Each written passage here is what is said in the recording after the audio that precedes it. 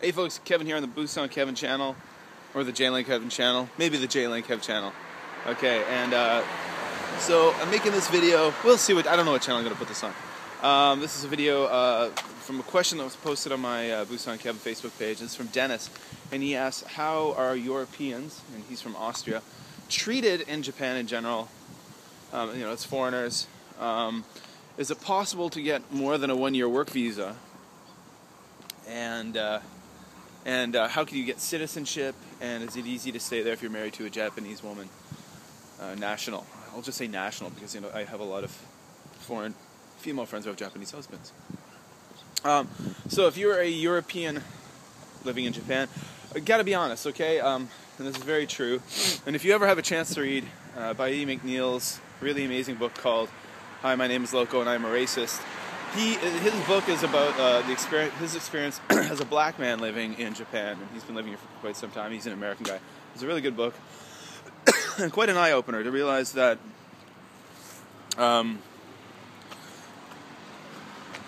it's really weird. I just noticed this. It's a carcass of a bird here, and that's a big bird. I'm wondering what that is. Big white wings. I don't know. Weird, huh? Okay, so.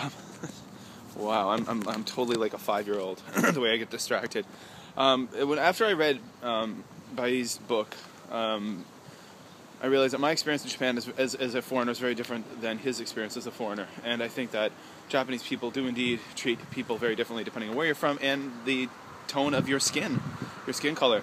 If you are a white European or white North American, you will be treated much differently and probably better than someone who is has a darker tone of skin.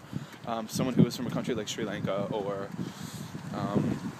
India or this or that. It's sad, but it's true.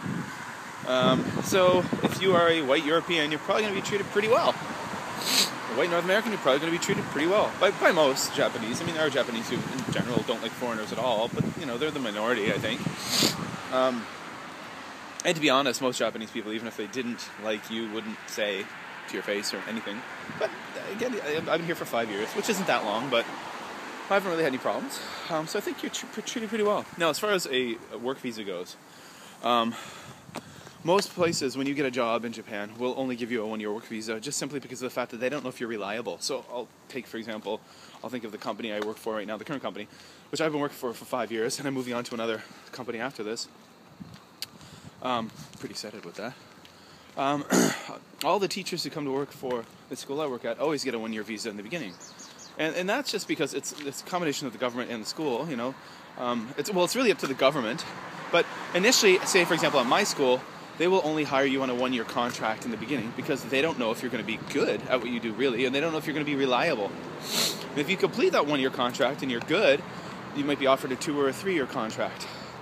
What tends to happen, most of the time people work at my school, and this happened with me, is that the first year I worked, I had a one-year contract. So I went to immigration with a one-year contract and applied for a visa. So of course they see a one-year contract, it makes sense to give me a one-year visa. Well, the next time I came in to renew my visa, I had a 2-year contract. So then I guess it all depends on the immigration official you're dealing with that day, what kind of mood they're in, this and that. He gave me a 3-year visa. And then after that, I got another 3-year visa. I just going recently.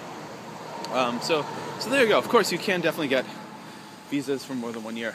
Now, citizenship, I don't know about really getting citizenship. I mean, you can, but I never even considered that. I'm a Canadian. I'll always be a Canadian. If I were to live in Japan long term, I would probably get a PR visa, a permanent residency visa. But I personally will never change my citizenship because I'm very proud to be from the country I'm from. So there you go. I love Canada. Japan's a cool place, but I am a Canadian. So marrying a Japanese woman or man, you can get. If that's the case, you can get something called a spousal visa. And if you have a spousal visa, it's usually good for 3 years. And what a spousal visa will do is that it really opens you up to do many things. So the current visa I'm on at the moment, basically I teach in the education industry, which is fine because that's really what I do. But with a spousal visa, then I can do whatever I want. If I decide I want to open a school, probably better for me to have that spousal visa. If I decide I wanted to open a freaking Canadian maple syrup and pancake shop, spousal visa is the way to go because then I can kind of open up any business I want or do whatever job I want. Alright guys, there you go. Oh, and by the way, visas in Japan are portable visas. Once you get one, it's yours. So unlike in a place like Korea or China, where you are tied to your school where you work, and the moment you leave your school, your visa is null and void kind of thing. Your visa is your visa. So you get a 3-year visa, you get a job, you're working at that job, it sucks, it's garbage, you don't like it, you can just quit and move on to another job, and that's that. Right, so there you go, guys. Kevin here on the jlandkev channel. Or the Boost on Kevin channel. I haven't decided which one I'm going to put this on. Click the links below. Go check out my Facebook page. That's where these questions are coming from. Remember, these answers are my opinion from my experience and my knowledge. Other people out there who've experienced Japan, they have differing opinions. That's alright, because we all got opinions. Alright, later.